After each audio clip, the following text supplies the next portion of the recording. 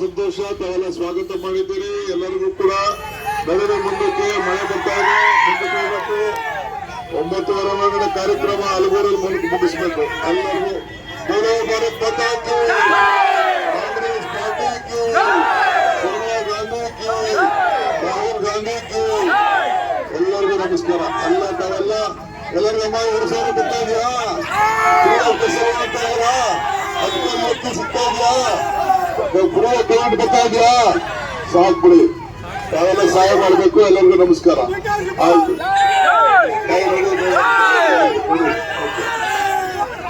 ಯಶೋದಮ್ಮ ಎಲ್ಲ ಕರ್ಕೊಂಡಿರಿ. ಆಯ್ತು ನೋಡೋಣ ಸರ್ಕಲ್ಗೆ ನಮ್ಮ